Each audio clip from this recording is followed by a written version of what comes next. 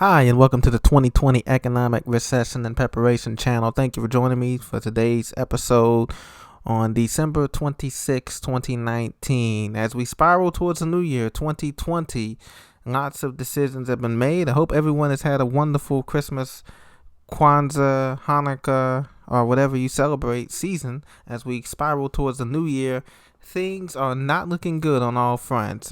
We've had the stock market surging to record highs, the NASDAQ surging to record highs, as you've seen every day on CNBC. But underneath it all, there is the impending fears and worries, not only of an impeachment, but also of an economy GDP that is slowing down. U.S. retail sales rose less than 2.02% in November. And also, today marks the start of the Christmas gift return season. Some of the items that top the list that items are going to be returned, things such as women's clothing, children's toys, and other items will be returned from now until the first of the New Year's. And so underneath it all, underneath all of the credit card, underneath all of the debt spending that is taking place in America, the UK, Canada, and other Western countries, there is an economy that is slowing down slowly, surely, like a railroad station heading toward a tunnel that is not open for business. And also, my friends, we've noticed something with the banks. In addition, with the repo markets, as you know, the Federal Reserve has been pumping money into the banks overnight, $80 billion loans, making up to $100 billion loans overnight to the banks, and this will continue into January 2020. But have you noticed most of these major banks that you've went to have outages the last couple of months, starting from October? First it was Wells Fargo, then it was Chase Bank, and then it was Capital One Bank that was down. Bank of America was down at one point for a day. Now, some of these outages last for anywhere from 2 hours to up to a full day, where customers came in and they couldn't withdraw their deposits. Fifth Third Bank was another one in Chicago that experienced these delays. So, this is the importance of why I tell you the importance of having cash on hand, not in a bank or in a holding area. You may have savings, you may have cash on hand at these banks, but it makes no good if you can't access it through your card or through an ATM. As they continue to see these glitches that they claim that these glitches, so you may have, a lot of us are on direct deposit. So you can imagine going to the bank on a Friday or something and not being able to access your money. Can you imagine that? And this is all computerized, even though there's numbers on the screen. The cash is there showing available, but when you go there, it's saying $0 available. And Capital One, when they had their outage back in November the 1st, 2019, they tweeted out, "The technical issues impacted some of our services have been resolved. If you continue to experience any difficulties, please reach out to us. We sincerely apologize for the inconvenience." Okay. Now, just using Capital One as an example, if you remember, they had a data breach over the summer. In July, a hacker accessed personal information from 106 million customers, credit card customers, and applicants. Most of the data included information from customers and small businesses that applied for Capital One credit cards between 2005 and early 2019. So, not only do we have to worry about a flailing economy, we also have to worry about cyber attacks, not only for our national government, but also for our banks that could be under hacking pressure and hacking attack with our personal information. So that could put a drain on the economy, okay?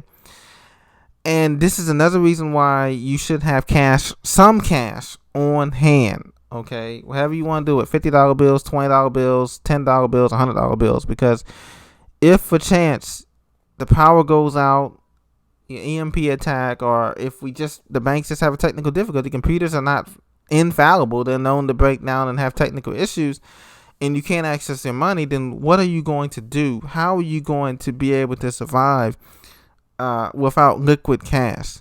And now they're pushing us toward a cashless society where they're trying to puts us all into this digital, and that's fine and dandy. Digital is great, it's great for convenience, it's great for storage, but at the end of the day, you need some piece of paper in your hand that you can go and exchange this for value, for something of value. Okay, your paper monopoly money, you can exchange it for something of value, namely food, water, clothes, brass, gold and silver, cryptos, if you will, assets. Okay, but if you have no paper to work with, when the thing goes down, then you're going to be up a creek and dependent upon everybody else for your natural subsistence and goods and services. So Capital One was just one. Bank of America was another one that went down. Wells Fargo went down too. Just a whole host of banks. Fifth Third Bank, like I said, have been experiencing these kind of outages, okay? Which means that you have money in your account, but you can't access it either if you go into the branch or an ATM. It's technology related. Like I said, technology is going to be one of the biggest headaches when this economy goes down, because people are so reliant on technology services for their finances, to manage their finances. And, you go to a store like McDonald's. You go to a fast food place, McDonald's. I'm not sure if the young people there know how to make change anymore, because everything is computerized. You don't have to do much math on anything anymore. So if a system goes down, you can imagine the financial chaos that's going to be experienced on the street, because it's not infallible. Okay, these are old systems. The ones on the network, all a network is a bunch of servers and computers that are linked together, okay, that stores these information either underground or in the cloud. And so this is what we're looking at. So banks have claimed that these issues have been resolved, but as you know, there's still hacking going on with a lot of these other companies too. Home Depot got hacked, as you know, last year in 2018 was the year of hacking. Michael's Arts and Crafts Store got hacked. Kohl's got hacked. Target. The list goes on and on. Okay, so even if you have money in these accounts, please think about creating a cash emergency reserve fund of actual cash paper bills that you can secure in a safe location that only you can access. Okay, so when things go down, you won't be panicking that your rent money or your mortgage money or your car payment money or your kids' tuition money or whatever money for their schooling is locked up in a bank and you can't get access to it, because they can very well do that. And that's how much control that these financial systems have over our money. Okay, now another thing that I told you about, I want to touch on this about the debt today. The debt load of the United States of America is increasing at $24 trillion. Okay, as the United States Congress is on recess this week, as you know, as they go into the new year, they're on a break. Okay, up in DC.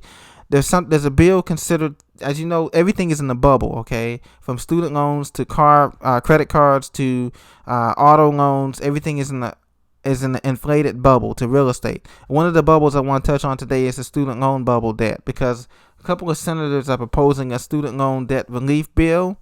And I know a couple of the Democratic candidates have touched on what they would do with student loans. But a couple of senators in this bipartisan bill, Republicans and Democrats, what they're saying they want to do is have you to borrow off your 401k, much like you would do if you were purchasing a house or a down payment or something like that. And they want you to borrow off your retirement funds in your 401k or your 403b and use that money to pay down some of your student loan debt. Can you imagine that? So not only are you going to be indebted now, but you're going to be risking your retirement 10, 20, 30 years out. Millennials and others are going to be forced to basically forfeit their retirement funds if they choose to in their 401ks plans to help eradicate some of this student loan debt. So I know a lot of people online were talking about how they think that there's going to be a debt jubilee or a debt forgiveness of all this debt.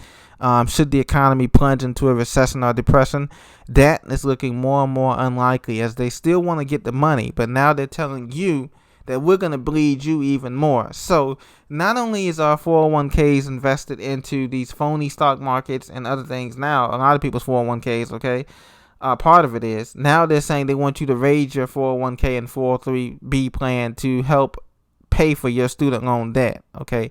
With their inflated anyway, with these inflated interest rates on these student loan debts as high as 10-12% interest on that, and that's on top of the inflated tuition monies now. So let me get this straight. The federal government has guaranteed these students money and guaranteed these colleges money so they can raise tuition to unlimited amounts. They can raise the tuition 3 times in the year, 4 times in the year, and this is tax free.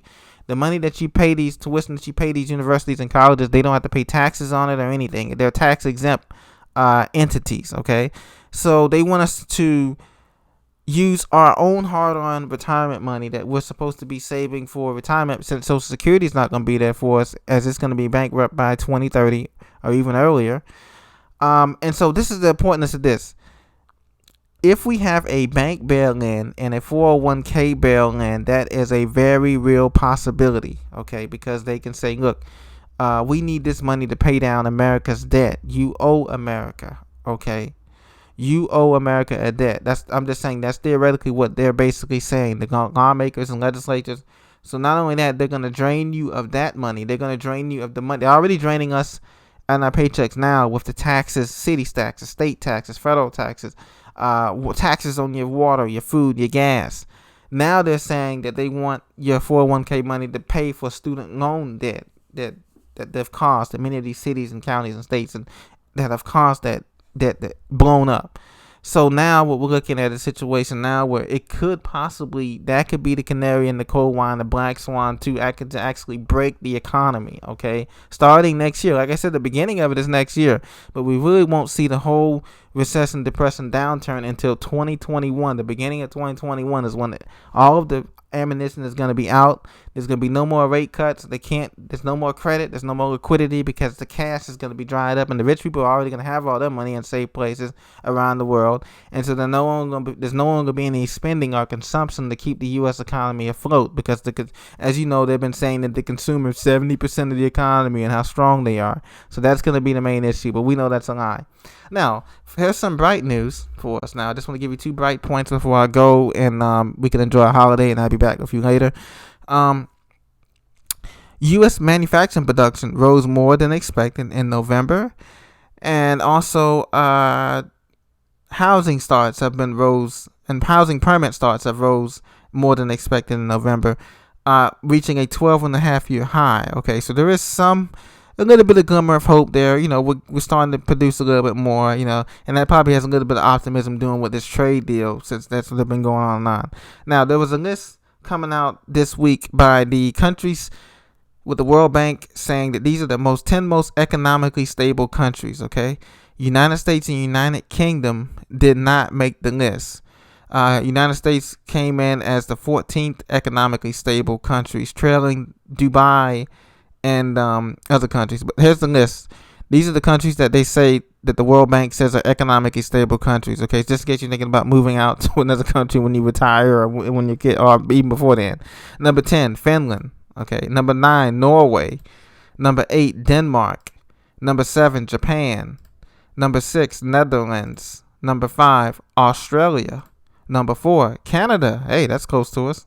Number 3, Sweden.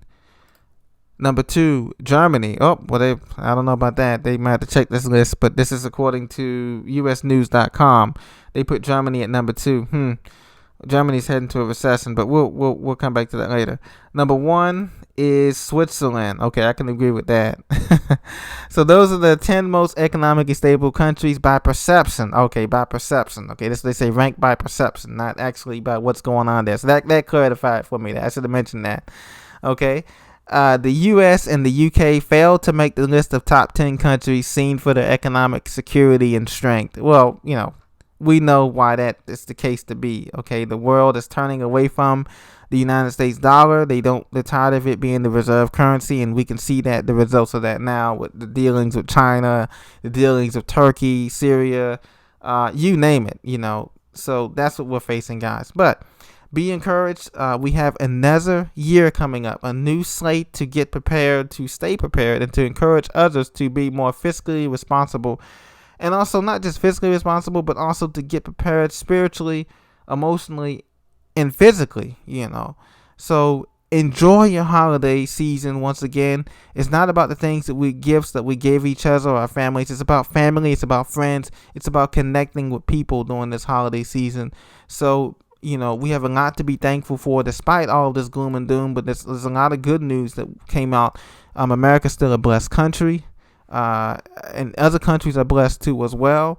And we're just blessed to still be here and to make a positive contribution. Whatever we do in this, or whatever we work, or whatever we do for a trade, or whatever we do at school, we're blessed to be able to share our gifts and talents with the world, basically. And the internet has made that possible. So I thank you for your support. I thank you for listening to me today. And I hope that you have a pleasant and a great day today. Make it count. And remember to always prepare for the worst, but expect the best. Take care.